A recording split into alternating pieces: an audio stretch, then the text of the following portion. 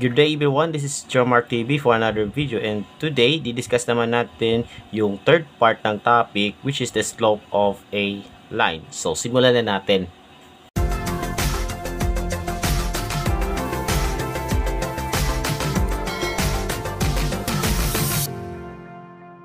Okay, so kung hindi nyo pa napapanood yung first two parts, which is the slope of a line given its graph and passing through two given points, mangyari na panoorin nyo muna yung video or i-access niyo yung link sa description ng video na ito.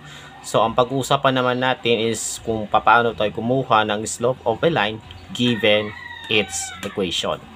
So ito po yung graph ng line. Okay, so ito po yung line, and then we have a slope here. So i-recall po natin, ito yung rise at ito yung run. Kaya yung slope doon is equal to rise over run, which is ayan yung ginamit natin sa paghanap ng slope given its graph, rise over run. Tapos meron kang makikilalang term which we call y-intercept. So ano bang ibig sabihin ng y-intercept? So ito yung y-axis, diba? So ito yung y-axis and ito yung x-axis. Okay? Ang y-axis po is the point on the y-axis kung saan tumama yung line. Okay? So ito yung line, tapos tumama sa y-axis. Yung intersection ng line at saka yung y-axis is, yan yung tinatawag na y-intercept.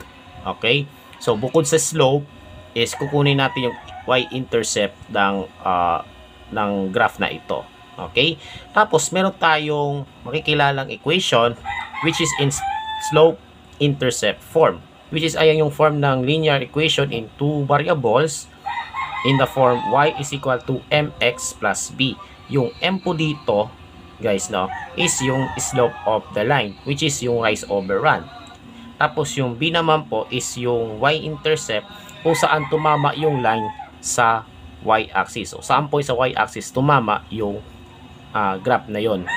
So in this topic is mahanap natin yung slope at saka y-intercept ng line given its equation in slope-intercept form. And magagamit natin ito sa pag-sketch ng graph. Okay, so para mas maintindihan natin is magbibigay tayo ng examples. Okay, so dito is i-determine natin the slope and y-intercept of the line given its equation. So alamin natin yung slope and y-intercept of the line. Okay, so ito yung given equations and alamin natin yung slope at saka y-intercept. Okay, so to start with, y is equal to 2x plus 5. So remember po, ang equation in slope-intercept form, so ito ang tawag dito ay slope-intercept form ng equation of the line. So y is equal to mx plus b.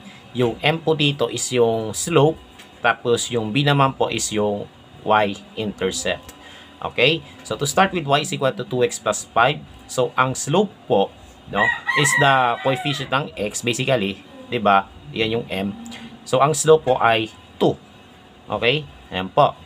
Tapos yung y-intercept naman po is yung constant term dito, which is yung b, 'di ba? So the value of b is 5. So therefore, the y-intercept is 5. So yeah, ito po yung slope at saka yung y-intercept na siyang magagamit natin sa pag-sketch ng graph ng equation of the line, 'di ba? Sa mga susunod na videos. Okay, so right now, slope muna at saka y-intercept. Okay? Next naman po is y is equal to negative 3x minus 7. So, ang slope po is negative 3.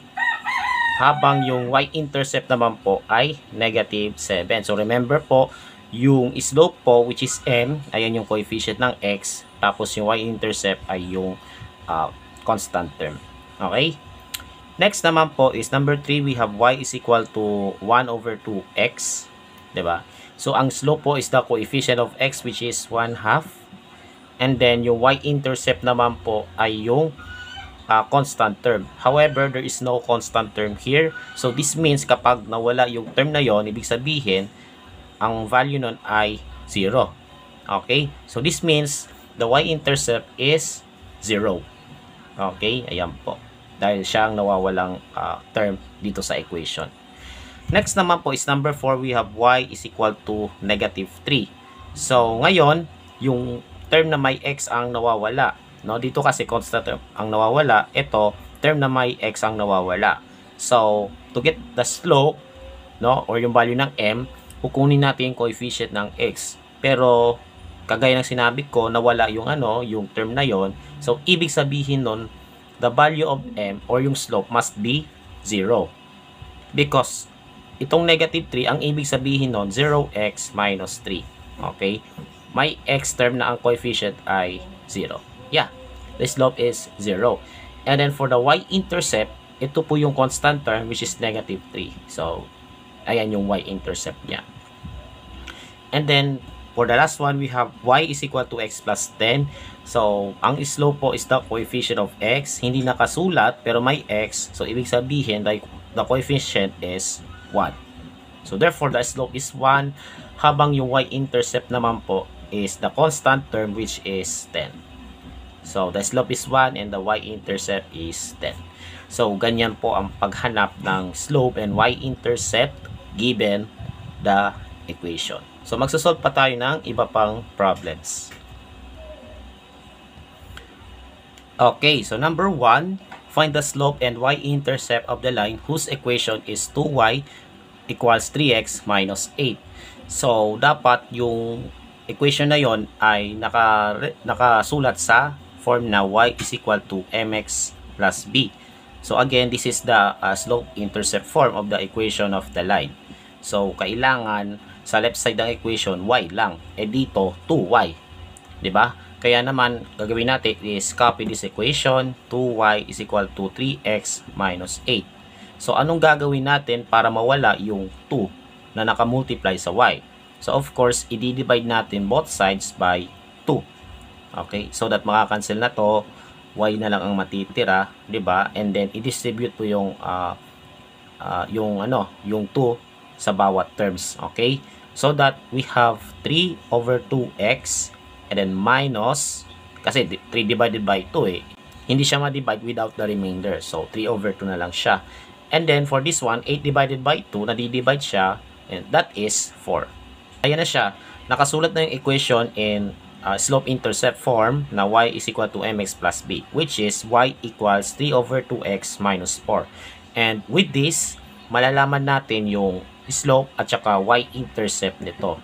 Okay? So, ang slope po, which is yung m, value ng m, yan yung coefficient ng x, and that is 3 over 2. Okay? Habang yung y-intercept naman po, no, which is the constant term of the linear equation, ito po ay negative 4. So to answer this problem, ang slope po ay 3 over 2 habang yung y-intercept ay negative 4. So yeah, this is the answer. Next, number 2, find the slope and y-intercept of the line whose equation is 4x minus 12y equals 10. So remember po, no, alalahanin po natin na dapat naka y equals mx plus b yung linear equation. Kaya, i-rewrite natin ito into this form. Okay? So, to do this, 4x minus 12y is equal to 10. Okay? Ayusin po natin. Ayan. So, in order na material yung y, 'di ba? From 4x minus 12y, bali yung 4x, ililipat natin sa kabilang side. Dapat makaalis to, no? So, that matira na lang is yung may y. Okay? So that we have negative 12y, negative 12 y dapat na matitira, and then yung 4x nilipat mo magiging negative 4x. Okay, negative 4x and then plus 10. Ayan, so nakuha na natin to. And then, para matira yung y, so we have negative 12 na nakamultiply dito. So in order na mawala yung negative 12, i-divide mo both sides ng equation sa negative 12. Okay, negative 12. So that makancel to, ang matira na lang is yung y. So y is equal to, i-distribute natin yung negative 12 so that we have negative 4 over negative 12x. Ganyan po. Then plus 10 over negative 12. So paano natin aayusin yan? No? Paano natin aayusin yan? So, i-simplify natin bawat fraction. So, we have negative 4 over negative 12. I-reduce natin sa lowest term, and since dalawa yung negative, magiging positive na siya pag dinivide. Cause negative divided by negative is positive. So this will become 1 over 3x. Bakit 1 over 3? Kasi para sila na-divide sa 4, no? 4 divided by 4 is 1, 12 divided by 4 is 3. Okay? And then, magiging minus na siya kasi may isang negative dito. So, yeah. Minus 10 over 12, which is, pwede natin i-reduce to as well. Kaya lang, nadi-divide pareho to sa 2. So, dividing 10 by 2 gives us 5. And 12 divided by 2 gives us 6. So, that's it. Ito na po yung equation in slope-intercept form, which is y equals 1 over 3x minus 5 over 6. And with this, makukuha natin yung slope. Ilagay na lang natin as m, diba? Kasi m is slope. So, ang slope ay 1/3, habang yung b naman, which is yung y-intercept, b na lang isulat natin, imbes na y-intercept. So, b is equal to negative 5 over 6. So, yeah, ito na po yung sagot sa number 2. Para sa last problem, before we end this video, ito na po. Find the slope and y-intercept of the line whose equation is 3x equals 3y plus 4.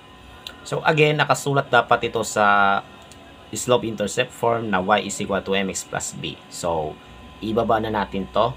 3x is equal to 3y plus 4. Okay? Now, makikita natin yung x na sa left side, which is y dapat. Okay? Ang y po ay nasa right side, kaya dapat ililipat natin yung 3y sa kabilang side. Okay? Itong 3x, dapat nasa right side yan. Kasi nandoon siya eh, diba? Nandoon dapat sa equation. So, ilipat yung 3x sa kabilang side, magiging negative 3x na siya. So, to do this, yung 3y, pag nilipat mo sa kabila, magiging negative 3y na siya. At itong 3x, pag nilipat natin, magiging negative 3x na siya. Okay? Itong 4, hindi naman nakalipat sa kabilang side. So, mananatiling nandyan lang siya. So, yeah, plus 4. Ayun na siya, no? Nasa left side na yung y at nasa right side naman yung x. And then, to get rid of negative 3, so, i-divide natin, of course, sa negative 3. Kasi yan yung nakamultiply sa y. So, kasi yan yung nakamultiply sa y, kaya i-divide natin sa negative 3. Okay? So, cancel na to. Y na lang natitira. We have, ito isulat muna natin as fraction. So, negative 3 over negative 3x. Then, plus 4 over negative 3. And then, simplifying this, we have this one, negative 3 over negative 3. Cancel each other out. So, wala na to, no? Magiging 1 na siya. So, x na lang ang matitira, no po? And then, for this one, since may minus sa baba, so minus na yan. Okay? Minus 4 over 3. Kasi, pag dinivide mo, magkakaroon ng decimal. In short, hindi siya na-divide without the remainder. So, 4 over 3 na lang siya. Okay? So, ito na po. Ang equation po ay y is equal to x minus 4 over 3. And we are now able to find the slope and y-intercept. Okay? So, ang slope po dito ay 1. Since ayan yung coefficient ng x, hindi na nakasulat. So, automatic 1 yan. Tapos, ang b naman po is the constant term which is negative 4 over 3. So, ayan naman po yung y-intercept. So, that's it. Ang slope po ay 1 habang ang y-intercept ay negative 4 over 3. And this is the answer. Alright, so I hope na malinaw na sa inyo about getting the slope of the line given its equation. So, remember po, ang slope-intercept form ay nakasulat into the form y is equal to mx plus b, wherein yung m po ay yung slope, tapos yung b ay yung y-intercept. Okay, so I hope na meron kayo natutunan sa video na ito. Okay, so do not forget to subscribe to my YouTube channel for more videos and follow me also on my TikTok account. Stay safe, God bless, and as always, have a great day to all.